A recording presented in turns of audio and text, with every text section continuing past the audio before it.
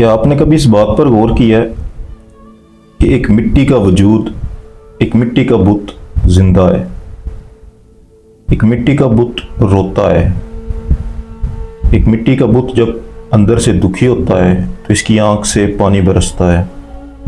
एक मिट्टी का बुत है जो देखता है। एक बेजान बुत है जो सांस लेता है। एक मिट्टी का बुत है जो सोचता है। एक मिट्टी का बुत है सबसे बड़ी चीज जो फील करता है, जिसको दर्द होता है, जिसकी जात के अंदर एहसास छुपा हुआ है। एक मिट्टी का बुत। लेकिन क्या तुम जिंदा हो या तुम्हारे अंदर कोई और जिंदा है? क्या तुम देखते हो या तुम्हारे अंदर कोई और देख रहा है? क्या तुम सुनते हो या तुम्हारे अंदर कोई और सुन रहा है? सबसे बड़ी चीज, क्या दर्द तुम्हें होता है?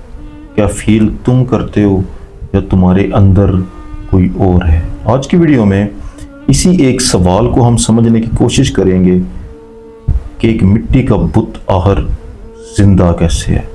अगर ये जिंदा है तो इसके अंदर कौन जिंदा है? क्या तुम जिंदा हो या तुम्हारे अंदर कोई और जिंदा है जिसकी वजह से तुम जिंदा हो? इसी सवाल को हम करेंगे साइंस से भी, इसी सवाल को हम करेंगे अल्लाह ताला की ज़ात से भी। आज की वीडियो में हम साइंस की औकात भी देखेंगे कि साइंस हमें क्या बताती है कि तुम कौन हो, कौन जिंदा है तुम्हारी ज़ात के अंदर, तुम कैसे जिंदा हुए, तुम कहाँ से आए, तुम्हारी हकीकत क्या है। साइंस की औकात भी देखेंगे और उस स्टेज तक इंशाल्लाह हम जाएंगे जहाँ पर जाकर साइंस घुटने टेक देगी, इसको समझ नहीं आएगी कि इससे आगे इतनी गहराई में मैं कैसे जाऊँ। फिर यही सवाल लेकर हम बारगाह इलाही में जाएंगे। अल्लाह ताला की ज़ात की शान भी हम देखेंगे कि मेरा रब, तेरा रब तेरे बारे में, मेरे बारे में क्या बोलता है, क्या फरमाता है। तो बात शुरू करते हैं यहाँ से कि साइंस हमें क्या कहती है कि कौन हूँ मैं, कहाँ से आया हूँ मैं, कौन जिंदा है मेरे अंदर, कौन सोचता है, मेरी तहलीक कैसे हुई, मेरी शुरुआत कैसे हुई, मेरा एंड कैसे होगा। साइंस हमें बोलती है कि चलो अगर तुमने मेरे साथ सफ़र करना है, मुझसे बात को समझने की कोशिश करनी है, तो मेरे साथ फिर लंबे सफ़र पर चलो। शुरू से शुरू करते हैं। 14 अरब साल पहले जब कुछ ना था, कोई शय नहीं थी। ये जो चांद, ये जो सितारे, ये जो सूरज, ये जो ज़मीन, ये जो पहाड़, ये जो दरिया, ये जो हंसी, ये जो औलाद, ये जो दादा, ये जो परदादा, ये जो कब्रिस्तान, सब कुछ तुम देख रहे हो, कुछ भी नहीं था। बल्कि तुम्हारे ऊपर इतनी दूर जो आसमान तुम्हें नज़र आ रहा है वो भी मौजूद नहीं था। इतनी गहराई, इतनी वुसअतें, इतनी गैलेक्सीज, इतने क्लस्टर, कोई शय नहीं थी, कुछ भी नहीं था। एक सन्नाटा था, एक खालीपन था, एक अंधेरा था, कोई लाइट तक नहीं थी, गुप्त अंधेरा था। उस गुप्त अंधेरे में कहीं से घूमता घूमता 14 अरब साल पहले एक छोटा सा नुक्ता आता है जो सुई की नोक से भी करोड़ों गुना छोटा है, जिसकी उसकी इकाई का अंदाजा लगाया ही नहीं जा सकता कि वो कितना छोटा होगा।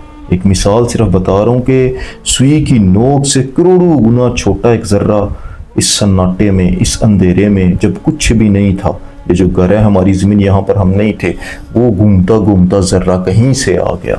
वो सैर करता करता जर्रा आया। ये पहला मरहला था कायनात का कि जब वो जर्रा आ गया, उस जर्रे ने क्या किया कि वो फटा। दूसरे मरहले में वो फटा, वो ऐसा फटा कि उसके अंदर से बहुत ज्यादा तवानाई निकली, एनर्जी निकली, और जो कुल जहान के जानिब फैल गई, हर सू फैल गई। वो आग ही आग थी, दर्जा हरारत, टेम्परेचर, इतना टेम्परेचर था कि जिसका कोई अंदाजा नहीं लगा सकता। शायद लाखों सेंटीग्रेड तक टेम्परेचर था। आप विजुलाइज करो कि एक सन्नाटे में एक जर्रा कहीं से घूमता आता है, उस जर्रे ने फटा है, फटने के बाद उसके अंदर से एनर्जी निकलती है, आग ही आग है, पूरे आसमान पर हर जानिब आग फैल जाती है, और इतनी दूर तक फैल जाती है कि जिसका कोई अंदाजा नहीं, जिसको आप अपने किलोमीटर्स में नाप नहीं सकते। नूरी ईयर्स में आप नापो तो लाखों नूरी ईयर्स तक वो आग फैल जाती है, जिसका दर्जा हरारत इतना ज़्यादा होता है कि उसको कोई नाप नहीं सकता, शायद अरबों सेंटीग्रेड तक हाई दर्जा हरारत। और ये आसमान पे एक बहुत बड़ा नज़ारा आज से 14 अरब साल पहले सजा। जब वो नज़ारा सजा तो कायनात की पैदाइश हो गई। कि कायनात का पहला मरहला मुकम्मल हो। उसके बाद कहते हैं दूसरा मरहला। फिर हम साइंस से पूछते हैं कि फिर क्या हुआ। फिर दूसरे मरहले में साइंस हमें कहती है कि 3 मिनट बाद वो जो आग पे आग निकल रही थी, वो जो दर्जा हरारत था आहिस्ता आहिस्ता ठंडा हुआ। 3 मिनट के बाद हमने देखा कि उसके अंदर 3 तरह के ज़र्रात मौजूद हैं, 3 तरह के छोटे छोटे डॉट्स मौजूद हैं। उनको उसने नाम दे दिया साइंस ने। एक को बोला इलेक्ट्रॉन, एक को बोला प्रोटॉन, एक को बोला न्यूट्रॉन। ये कायनात की ईंटें हैं। मज़ेदार किस्म की ज़ुबान में आपको बताऊं ना तो ये कायनात की ईंटें हैं।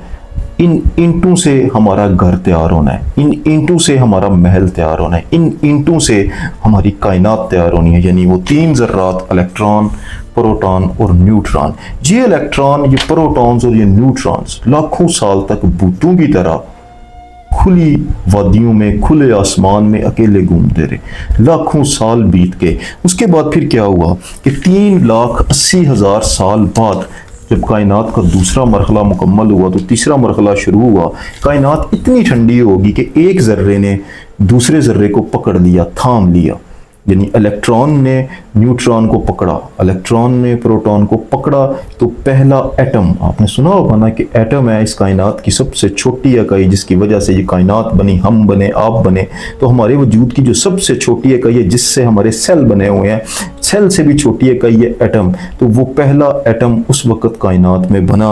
यानी कायनात के पहले मरहले से तीसरे मरहले में जब कायनात एंटर हुई तो 3,80,000 साल बाद प्रोटॉन ने इलेक्ट्रॉन को पकड़ा और पहला एटम, जिसे हाइड्रोजन भी आप कह सकते हो कि हाइड्रोजन बनी। जब हाइड्रोजन बनी तो उसके बाद इस कायनात का चौथा मरहला शुरू हुआ। अब हाइड्रोजन ने क्या किया कि हाइड्रोजन कशिश की वजह से लाखों साल बाद सिकुड़ना शुरू हो गई, इकट्ठी होना शुरू हो गई। जब वो इकट्ठी हुई तो उसकी तवानाई की वजह से सितारे जल उठे। यानी बहुत बड़े बड़े सितारे, शायद बहुत ज़्यादा बड़े सितारे उस कायनात में पैदा हुए, जो आसमान के ऊपर जलना शुरू हो गए। वो सितारों के अंदर से आग निकली, उस सितारों के अंदर पट्टियाँ जली, उस सितारे के अंदर आतिशफ़िशां फटे। और एक बहुत बड़ा कमाल जो इन सितारों ने किया कि उन सितारों ने एक फैक्ट्री की तरह काम करना शुरू कर दिया। ऐसी फैक्ट्री जिसके अंदर कुछ तैयार हो रहा था। शायद ऐसी चीज़ें जो आपके वजूद को आज ज़रूरी है बनने के लिए। आपके वजूद के अंदर लगे हुए तमाम अनासर कायनात के उन सितारों की पेट में तैयार होना शुरू हो गई। यानी आपकी हड्डियों में जो कैल्शियम है वो उस वक़्त उन सितारों में तैयार हुआ। आपके खून में जो लोहा है, आयरन है, वो उस वक़्त उन सितारों में तैयार हुआ। आपकी सांस के अंदर जो ऑक्सीजन है, जो उस वक़्त उस सितारे के अंदर तैयार हुआ। आपकी ज़ात को, इस कायनात को कार्बन की ज़रूरत है, तो उस वक़्त उस सितारे में तैयार हुआ। तो कायनात के इस 5वें मरहले के अंदर सितारों ने एक फैक्ट्री की तरह काम किया। उस फैक्ट्री ने एक कमाल ये किया कि आपकी ज़ात के लिए जो जो चीज़ें ज़रूरी थी वो चीज़ें अपनी ज़ात के अंदर लपेट ली और तैयार करना शुरू कर दिया। उसके बाद कायनात का छठा मरहला क्या हुआ कि सितारे लाखों साल तक, अरबों साल तक जलते रहे, वो चीज़ें तैयार करते रहे। लेकिन एक वक़्त आया कि जल जल कर वो थक गए, सितारे मरने लगे। सितारे जब मरने लगे तो वो मर के फटने लगे, जिसे हम सुपरनोवा कहते हैं। जब सितारे फटे, सुपरनोवा हुआ। सुपरनोवा होने की सूरत में अलग बादल बने। उसके अंदर मौजूद जो सामान तैयार हुआ था, उस सामान की वजह से हमारी ज़मीन तैयार हुई। यानी हमारा घर तैयार किया सितारों ने। इसीलिए ये बात साइंटिस्ट बोलते हैं कि वी आर स्टारडस्ट, कि हम सितारे की धूल से पैदा हुए हैं, हम सितारे की धूल हैं। उसके पीछे ये वजह है कि हमारी ज़िंदगी के लिए, हमारी ज़मीन के लिए, इंसान के लिए जो कुछ भी चाहिए वो उस वक़्त इस कायनात के अंदर मौजूद जो सितारे थे उनके अंदर तैयार होता है। उसके बाद इस कायनात का 7वां मरहला स्टार्ट हुआ। 7वें मरहले में जब कायनात के अंदर मौजूद वो सितारे फटे तो हमारी ये ज़मीन तहलीक हुई। ज़मीन शुरू में इतनी गर्म थी कि हर जानिब आतिशफ़िशां फट रहे थे। ज़मीन के अंदर जहरीली किस्म की गैसेस थी, धमाके हो रहे थे। हर जानिब ऐसा माहौल था जैसे कोई दोज़ख हो। ज़िंदगी यहाँ पर पॉसिबल नहीं थी। तो हुआ क्या कि वो जो आतिशफ़िशां फटते, उसकी वजह से उसके अंदर से कार्बन निकलकर आसमान पे जमा होने लगा। गैसेस सारी की सारी आसमान पे जमा हुई, जिसकी वजह से बहुत बड़े बड़े बादल बने। इतने बड़े बड़े बादल कि जो आप तसव्वुर नहीं कर सकते। आज से अरबों साल पहले, शायद 4.5 अरब साल पहले वो बादल बन रहे थे और वो बादल इस ज़मीन पर बरसना शुरू हुए। कोई एक दिन बारिश नहीं हुई, 2 दिन बारिश नहीं हुई, 10 दिन बारिश नहीं हुई, 1 महीना भी बारिश नहीं हुई, 1 साल भी बारिश नहीं हुई, 10 लाख साल लगातार वो बरसात होती रही, वो बादल बरसते रहे। With the passage of time हमारी ज़मीन आहिस्ता आहिस्ता आहिस्ता इसके अंदर मौजूद जहरीली गैसें ख़त्म होने लगी, ज़मीन ठंडी होने लगी, हमारी ज़मीन के ऊपर समुंदर बनने लगे, समुंदर के साथ साथ तालाब, चौहड़, नदियाँ, नाले, ज़मीन एक स्टेबल कंडीशन में आ गई। ये इस कायनात का 7वां मरहला था। 7वें मरहले के बाद जब वो समुंदर बन गए तो समुंदर के अंदर कार्बन, नाइट्रोजन और हाइड्रोजन आपस में अरबों दफ़ा टकराए, अरबों दफ़ा आपस में इन्होंने टक्कर खाई। उस टकराने की वजह से पहला मॉलिक्यूल बना। पहला मॉलिक्यूल यानी ज़िंदगी ने उस वक़्त पहली सांस ली। जो हमें साइंस बताती है ना कि समुंदर के अंदर एक इवेंट हुआ, उस इवेंट की वजह से एक मॉलिक्यूल बना जो ज़िंदगी की पहली सांस थी। उसके बाद इस कायनात का 8वां मरहला यानी उस मॉलिक्यूल ने, जो वो मॉलिक्यूल पैदा हुआ, उस मॉलिक्यूल ने 3.8 अरब साल बाद 3.8 अरब साल बाद अपने गिर्द मामूली सी चर्बी बना ली। खुद ब खुद वो चर्बी बनी जिसे हम पहला सेल बोलते हैं, एक हुलिया। अगर आप किसी से जाके पूछो ना कि इंसान जिंदा है, इंसान किस चीज़ से बना, इंसान की सबसे छोटी इकाई क्या है, तो इंसान की सबसे छोटी इकाई सेल है, यानी एक हुलिया है जो जिंदा है। तो मॉलिक्यूल ने अपनी साख को बदला 3.8 अरब साल में एक सेल में, जहाँ से बाकायदा ज़िंदगी का आगाज़ हुआ। अब अरबों साल तक सेल अकेले घूमते रहे। फिर सेल्स ने ये सोचा कि कब तक हम अकेले घूमेंगे, क्यों ना आपस में एक गैंग बनाई जाए, क्यों ना आपस में इकट्ठा हो जाया जाए, क्यों ना एक दूसरे के साथ तावन किया जाए। उनके तावन, उनके इकट्ठा होने, बार बार इकट्ठा होने, अरबों सेल्स के इकट्ठा होने से एक जेलीफिश बनी।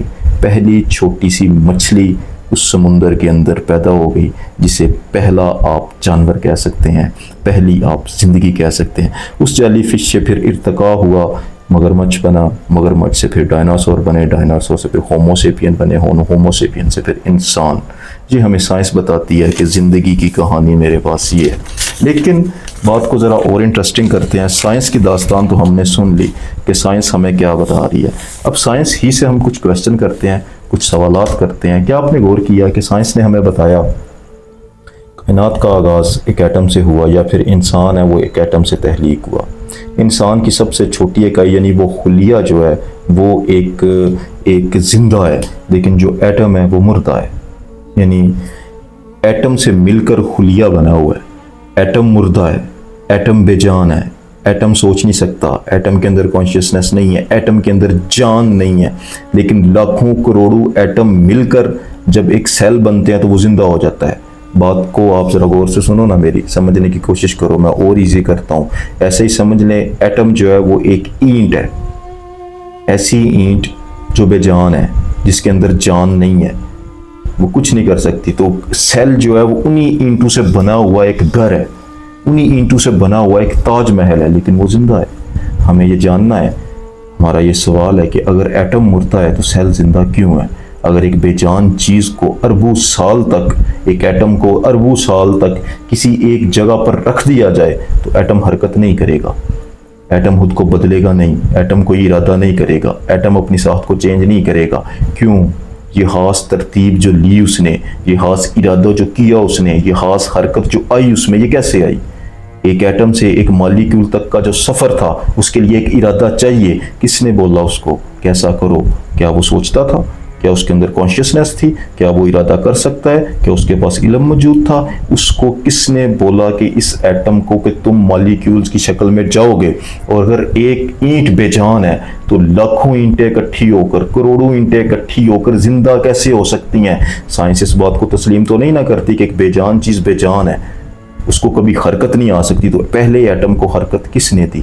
हमारा ये साइंस से सवाल है, बड़ा मासूमाना सा, बड़ा आजिज़ी सा, कि तुमने ज़िंदा तो कर दिया एक खुलिये को, वो है भी, लेकिन तुम ये कैसे साबित कर रहे हो कि एक बेजान चीज़ से जान बन गई सिर्फ एक तरतीब से? कि एक एटम ने खास तरतीब ली, एक खास पैटर्न लिया, उस खास पैटर्न की वजह से मॉलिक्यूल जिंदा हो गया। ये कैसे हो सकता है? सेल जिंदा हो गया, ये कैसे हो सकता है? इम्पॉसिबल है। इसमें कोई तीसरा इन्वॉल्व लगता है, यहाँ पर हमारे शुकूक व शुबहात हैं, ज़रूर होने चाहिए। आप बात को दोबारा सुनो। हमारे वजूद की सबसे छोटी इकाई सेल है जो जिंदा है, हुलिया है जो जिंदा है, लेकिन ये हुलिया एटम से बना हुआ है। एटम बेजान है, एटम के अंदर जान नहीं है। इन्हीं एटम से मिलकर हुलिया बना हुआ है, तो हुलिया कैसे जिंदा हो सकता है? दूसरी बात, इस एटम के अंदर हरकत कैसे आई? ये जो हरकत करने का इरादा ये एटम कैसे ले सकता है जबकि वो जिंदा नहीं है, वो कॉन्शियस नहीं है? ये कैसे पॉसिबल हो गया कि एक एटम ने खुद ब खुद हरकत की, खुद ब खुद इरादा किया, खुद ब खुद वो ऐसी चीज बन गया कि एक ईंटों से एक ऐसा मीनार बन गया जो जिंदा हो गया? पहला सवाल हम ये करते हैं। यहाँ पर आकर ये लूली लंगड़ी साइंस बेजान हो जाएगी, बेबस हो जाएगी और अजीब किस्म की थ्योरीज पेश करेगी। जैसे साइंस हमें कहती है ना कि एक न्यूरॉन जो होता है वो बेअकल होता है। हमारे दिमाग के अंदर न्यूरॉन्स हैं, एक न्यूरॉन बेअकल होता है, लेकिन जब 86 अरब न्यूरॉन मिलते हैं तो एक सोच पैदा हो जाती है, वो फील करने लगते हैं, वो सोचने लगते हैं, उनके अंदर शऊर आ जाता है। तो बात तो फिर वहीं की वहीं रही। अगर एक न्यूरॉन बेअकल है तो 86 अरब न्यूरॉन्स भी बेअकल ही होने चाहिए। ये शऊर कैसे पैदा हो गया? हमें इस बात का जवाब चाहिए। तो साइंस हमें कहती है ये हार्ड टॉपिक ऑफ कॉन्शियसनेस है, ये हार्ड टॉपिक ऑफ लाइफ है, इसका मेरे पास कोई सवाल नहीं है। तो हमारे इस दुनिया में बाद लोग ऐसे हैं जो इस लुल्ली लंगड़ी साइंस को मेरे रब के सामने खड़ा करने की कोशिश कर रहे हैं। हम साइंस से पूछते हैं ना कि तुमने हमें बताया कि 14 अरब साल पहले एक सन्नाटा था, एक वीराना था, कुछ मौजूद नहीं था। साइंस ही हमें कहती है कि जब कुछ ना होगा तो कुछ हो ही नहीं सकता, जब कुछ ना होगा तो कुछ हो ही नहीं सकता। तो वो जर्रा कहाँ से आ गया? वो सैर करता करता घूमता घुमाता जर्रा वो कहाँ से आया जो फट गया और इतनी वसी कायनात उसने बना दी? वो जर्रा क्या है? वो कहाँ से आया था? नथिंगनेस से।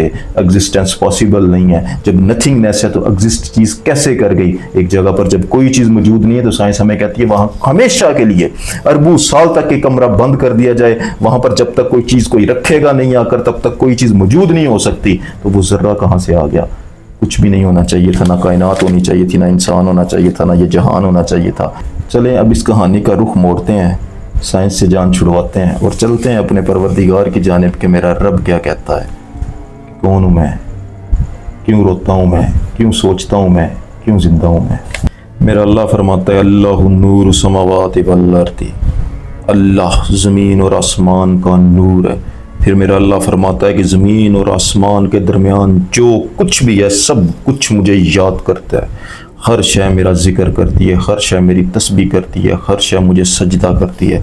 इन दो आयात को अपने दिमाग के अंदर उतार लो, इसको संभाल लो, इसको रख लो, क्योंकि इसकी तफसीर के अंदर आपके होने का राज छुपा हुआ है, आपकी ज़िंदगी का राज छुपा हुआ है। तो अल्लाह फरमाते हैं अल्लाहु नूरु समावाति वल अर्दी, कि ज़मीन और आसमान का नूर मैं हूँ। इसकी तशरीह, इसकी तफसीर बयान करते हैं अल्लाह के औलिया। सुल्तान फ़क्र फरमाते हैं, सुल्तान फरमाते हैं कि एक वक़्त था जब कुछ ना था। मतलब क्या है कि ये कायनात ना थी लेकिन वो था। साइंस तो हमें कहती है ना कि 14 अरब साल पहले कुछ भी ना था, लेकिन हम ये नहीं मानते। हम कहते हैं कि 14 अरब साल पहले ये कायनात ना थी लेकिन मेरा अल्लाह था, क्योंकि अगर अल्लाह ना होता तो वो ज़र्रा पैदा ना होता, वो खुद तहलीक ना होता। नथिंगनेस से कोई चीज़ आ जाए ये पॉसिबल नहीं है, उसके पीछे कोई सुप्रीम ताकत होनी चाहिए। तो सुल्तान फरमाते हैं वो था जिसको ना किसी टाइम की ज़रूरत थी ना किसी स्पेस की ज़रूरत थी, लेकिन वो मख्फी था, मख्फी ख़जाना था। उसने इरादा किया कि क्यों ना मैं खुद को आश्कार करूं। जब उसने आश्कार होने का इरादा किया तो बाइबल में कोट है कि in the beginning there was a word, the word was with God, actually the word was God. बिल्कुल शुरू में, यानी जब वो इरादा लिया गया तो वो पहला इसम उस बंद गार से बाहर आया। ऐसी गार जिसके बारे में इंसान नहीं जानता, ऐसी गार जहाँ तक कोई आज तक नहीं पहुँच पाया। उस गार से, उस हू के आलम से अल्लाह ताला की ज़ात ने अपना तारफ़ एक इसम की सूरत में करवाया। एक बंद गार के अंदर से अल्लाह ताला की ज़ात का वो इसम निकला। उस इसम के अंदर से इतनी तजल्लियात निकली, इतनी तजल्लियात निकली कि पूरी की पूरी कायनात जगमगा उठी। यानी अल्लाहू, उस इसमें अल्लाह के अंदर से निकलने वाले नूर सारी कायनात में फैल गया। तो साइंस हमें बताती है कि इलेक्ट्रॉन्स हैं, प्रोटॉन्स हैं, न्यूट्रॉन्स हैं, एटम्स हैं, लेकिन अल्लाह हमें बताता है कि अल्लाहु नूरु समावाति वल अर्दी, ज़मीन और आसमान में जो कुछ भी है सब मेरा नूर है, मेरा नूर है। तो अल्लाह ताला की ज़ात वो एक सुप्रीम ताकत है जिसके अंदर से ये सारे ज़र्रात निकले, ये सारा नूर निकला। उसके अंदर से निकलने वाले हर एक नूर के अंदर कॉन्शियसनेस मौजूद है, हर एक नूर के अंदर नॉलेज मौजूद है, हर एक नूर के अंदर ज़िंदगी मौजूद है, क्योंकि उसकी ज़ात से निकला तो वो ज़िंदा था। तो कोई भी चीज़ जब इस दुनिया में आकर ज़िंदा होती है तो उसके पीछे बेसिक वजह अल्लाह ताला की ज़ात के वजूद से निकलने वाला नूर है। इस कायनात के अंदर अल्लाह ताला की ज़ात का नूर है जिसकी वजह से हर चीज़ ज़िंदा है और हर चीज़ अल्लाह ताला की ज़ात को याद करती है। बात को थोड़ा और गहराई में मैं लेके जाता हूँ, आप कभी गौर करो, एक चिड़िया पर गौर करो। उस चिड़िया को देखो आप, वो एक घोंसला तामीर करती है, ऐसा घोंसला जिसको बनाना एक आम बंदे के क्या, एक बहुत ही एक्सपर्ट किस्म के इंजीनियर के बस की बात भी नहीं है। इतना कॉम्प्लिकेटेड किस्म का वो घोंसला बना रही होती है, तो उसको किसने सिखाया? उसके अंदर वो कौन सी ज़ात है, उसके अंदर वो कौन सा नॉलेज है, उसको इतना शऊर कैसे है कि जो एक अक्ल इंसान, एक बहुत ज़्यादा अक्ल इंसान भी जिसको नहीं बना सकता, उसको एक चिड़िया कैसे बना रही है जिसको किसी ने सिखाया ही नहीं। पैदाइशी तौर पर उसके अंदर से नॉलेज, ये शऊर कहाँ से आया? तो उसके अंदर भी वो नूर का ज़र्रा मौजूद है जिसकी वजह से वो ये कर पाई। एक छोटा सा जो एटम है जिसने एक सेल की सूरत में लेना है, उसने हरकत करनी है, इरादा करना है, अपने आप को खास तरतीब में लेके जाना है ताकि एक सेल बन सके। उस सेल तक जाने के लिए, वहाँ तक पहुँचने के लिए जो इरादा किया गया, जो हरकत की गई, जो एक बेजान एटम है, उसको एटम को वहाँ तक लेके जाने वाला कौन है? वो अल्लाह ताला की ज़ात का नूर है जो उसे वहाँ तक लेके आया। सेल जो है, जो एक एटम का बना हुआ घर है, लाख ईंटें भी खड़ी कर दो तब भी वो बेजान रहेंगी, तो एटम के इकट्ठा हो जाने से, एक शेप ले लेने से वो जिंदा कैसे हो गया? उसके अंदर अल्लाह ताला की ज़ात का नूर है, अल्लाह ताला की ज़ात का अमर है जिसकी वजह से वो जिंदा है। तो साइंस हमें बताती है कि एक एटम खुद ब खुद बन गया नहीं, बेजान चीज़ से बेजान चीज़ बन सकती है, जानदार चीज़ नहीं बन सकती। लेकिन मेरा अल्लाह फरमाता है ना कि वो बेजान नहीं है। हर शय के अंदर अल्लाह नूर समावात वल अर्द, मेरा ज़र्रा मौजूद है। आपकी ज़ात के अंदर उसी का ज़र्रा मौजूद है, इस कायनात के अंदर उसी का ज़र्रा मौजूद है। बिल्कुल ऐसे समझ ले कि जैसे एक सूरज है जो चमकता है और बहुत ज़्यादा चमकता है और अपनी हालत में वो हर वक्त कायम है, लेकिन उसके अंदर से किरणें निकलती हैं नूर की जो इस पूरी ज़मीन को रोशन किए हुए हैं। अल्लाह ताला की ज़ात से निकलने वाले नूर ने इस पूरी कायनात को ज़िंदा किया हुआ है। इब्नुल अरबी कहते हैं कि अगर एक पल के लिए भी अल्लाह ताला की ज़ात से निकलने वाला नूर, अल्लाह ताला की ज़ात की किस्म से निकलने वाली तजलियात इस कायनात पर ना पड़े तो कायनात दोबारा अदम पर वापस चली जाए। ना कोई एटम हो, ना कोई सेल हो, ना कोई इंसान हो, ना कोई सितारा हो, हर शय ख़त्म हो जाए क्योंकि अल्लाह ताला की ज़ात की तजलियात इस कायनात पर पड़ना बंद हो गई। तो ये अल्लाह ताला की ज़ात के ज़र्रात जो इस कायनात में घूम रहे हैं, उसी की वजह से तुम हो, उसी की वजह से मैं हूँ, उसी की वजह से ये कायनात है। तो अल्लाह ताला की ज़ात एक सूरज की तरह है और ये कायनात उसकी एक किरण की एक मोजज़ा है जिसकी वजह से ये कायनात ज़िंदा है। तो कोई एटम, कोई इलेक्ट्रॉन, कोई प्रोटॉन जो साइंस नाम दे रही है, हम कहते हैं वो अल्लाह का नूर है। आज के लिए इतने, जज़ाकल्लाहु खैर।